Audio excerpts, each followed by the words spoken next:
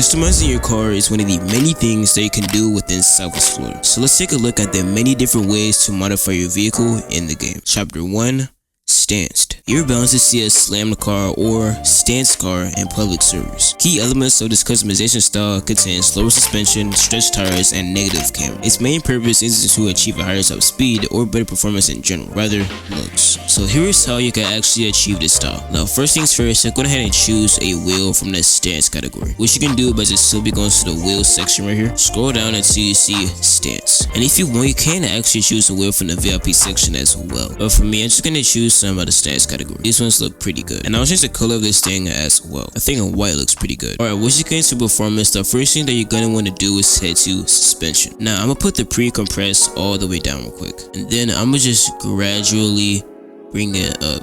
I'm gonna think about around here is goodish, I guess, and I'll bring the front up a little bit. Alright, it looks pretty good. Alright, I'm just gonna go ahead and purchase that. Now it's time for the wheel width, and now you can bring it out to whatever you like. Honestly, I think about here is pretty good. It's just about there. Alright, and then I did the front as well. Hold on. Alright, I think that looks pretty good to me. And if you haven't seen, of course, you guys just to offset a little bit, and of course you could bring the camera down a little bit. But to me, I don't think I need to change anything about the camera. It looks pretty good to me. That is pretty much how you stance a car instead of Southwest Florida. Chapter 2.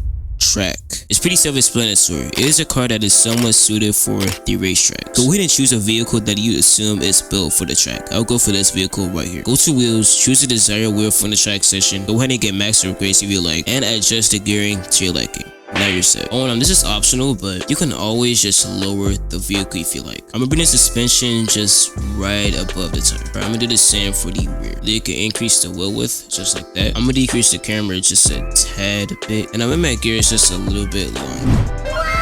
Chapter 3. Drag. Drag racing is, without a doubt, the most popular style of racing inside of Southwest Florida, and it is for a reason. It's pretty fun. But how do you actually make a drag car? Pretty simple. Really, any car can be made into a drag car, so choose the one that you want the most. Go to performance, get all the max upgrades so you got more engine power, faster transmission, and grippier tires. Then head to suspension. Here's what I like to do. So for all of my drag builds, here's what I like to do with the suspension. So first off, I'm gonna bring the damp to 190. Do that for the front suspension as well. Then we're gonna bring the pre-compress and the extension limit all the way up. Then the compression limit to about 650. I'm gonna do the same on this side. Now we're gonna bring the stiffness down. Same for the front, of course. So go ahead and purchase that. Now this is optional, but me personally, I like putting all-wheel drive on all of my drag builds. But the best options are gonna be rear-wheel drive and all-wheel drive. Here we have differentials. So what we're gonna do is put both of the powers all the way out to 100. Down the coast on both of them, I'm gonna put it to 5. Then the preload to 10. They're gonna bring the torque vectoring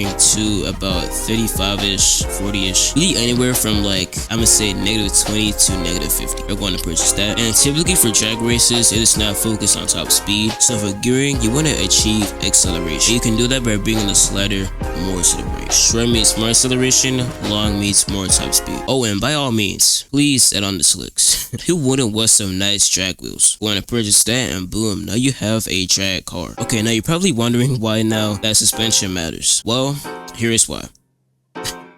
Look at that launch right there. Damping is how fast your suspension returns to normal ride height. Because of the damping adjustment, once we launch our car, the front actually goes up. It is honestly so sick. I literally added this to all of my cars. It just makes you feel like the cars are more powerful than they really are. Let's take a look at that one more time, and that is just insane. Look at that. So yeah, that's how you make a drag car inside of Southwest Florida. Chapter 4. Show car. Currently there is only 7 cars with the body kit modification inside the game. Choose one of the vehicles featured, head to performance, and scroll all the way to the right until you see body kits. Choose the one that looks best to you and then respawn your vehicle. They could lower the vehicle if needed, get new paint, and some wheels that match your liking, and you're set. Chapter 5. Drift. Drifting is a very popular driver technique in Southwest Florida, as where a driver oversteers intentionally with loss of traction while still maintaining control of the vehicle. Here's the basic tune that you can use. Of course, you're going to need some power, so go ahead and get stage 3 engine and turbo. And by all means, of course, good drift tires. Then head to suspension, increase the stiffness so you can go over curves